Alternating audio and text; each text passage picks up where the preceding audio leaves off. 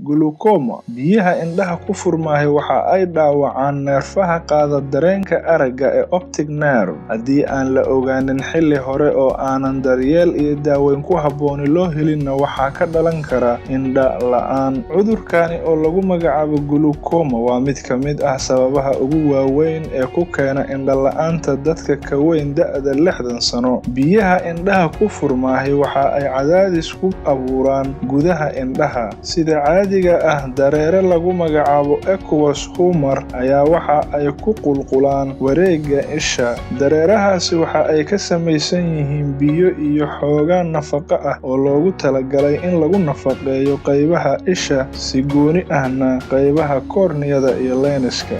Marka ay biyahani ku wareegaan isha waxa ay ku shubmaan meel lagu magacaabo trabecular meshwork oo ku taala geeska ay iska galaan korniyada iyo iriska, waana halkan meesha ay mashkiladda ka bilaabato. Sababtuna waa biyahani oo ku xirma meesha islamar ahaantaana aanan ka bixin amaba soo saaritaankoodii uu noqdo mid xaddigii loogu talagalay ka badan. Markaasi oo biyahani ay ku bataan gudaha isha waxaana ka dhalanayo cadaadiska oo dhaawacaya neerfaha qaada dareenka aragga ee optic nerve. Cudurka glaucomada amaba biyaha indhaha ku furmaani waxa ay u yimaadaan ilaa iyo 3 qaab. Qaabka ugu horeeya waxaa loo yaqaanaa open angle glaucoma. Qaabkani waa kan ugu badan ee uu u jiro cudurka glaucomada. Waxaa si tartiib ah u xirmaya meeshii ay biyuhu ka baxayeen ee trabecular meshwork, waxaana gudaha isha ka buuxsamaya biyihii aqueous humorka. Kadibna cadaadiska ka dhashay ayaa dhaawacaya neerfaha aragga ee optic nerve. Waxayse u baahan tahay waqti maadaama ay si tartiib ah biyuhu meesha ugu ururayaan. Qaabka labaad waxaa loo yaqaanaa angle closure glaucoma. Qaabkani waxaa xirmaya isla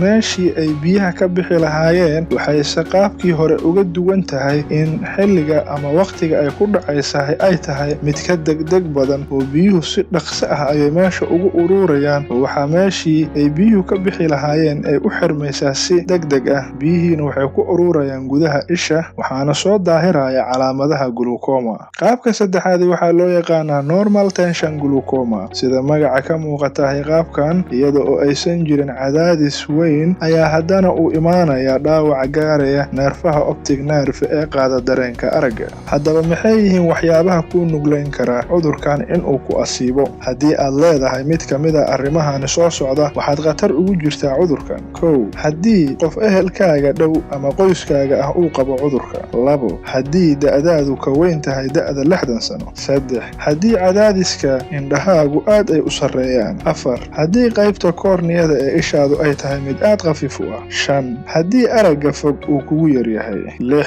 Haddii aad hore u martay qalliino xagga indhaha ah. 7. Haddii aad qabto cudurrada wadnaha khaasatan cudurka dhiigkarka. 8. Haddii aad qabto cudurka macaanka ama sokorowga. 9. Haddii aad isticmaasho daawooyinka loo yaqaano corticosteroidska. Haddaba maxay yihiin calaamadaha lagu garan karo cudurkan? Inta badan glaucomadu ma lahan calaamado ilaa uu dhaawac daran soo gaaro neerfaha optic nerve ee qaada dareenka aragga, waana sababta ay dhaqaatiirtu cudurkani ugu yeeraan magacada silent thief of sight. Balse nooca angle closure-ka oo si degdeg ah ku samaysma waxa uu leeyahay calaamada lagu garan karo sida xanuun daran oo laga dareemo indhaha amaba foolka, aragga oo kaa cawirma ama kaa yaraada, labalabo iyo matag, madax xanuun iyo indhaha oo guduta. Haddii aad isku aragto calaamadahani waxaa ku habboon inaad si dhaqso ah u booqato dhakhtarka indhaha sida ay ku talisay American Academy of the Ophthalmology. Dadka gaaray da'da 65 sano waa in ay sanadkiiba mar sameeyaan baaritaan xagga indhaha ah. Daaweynta cudurkani waxa ay martaa heerar kala duwan, waxaana ugu horeeyo daawooyin isugu jira goojooyin isha lagu dhibciyo iyo kaniiniyaal. Daawooyinka qaarkood waxa ay yareeyaan cadaadiska ka jira isha amaba waxa ay fududeeyaan in biyaha isha laga saaro. Daawooyinkaasina waxaa ka mid ah daawooyinka loo yaqaano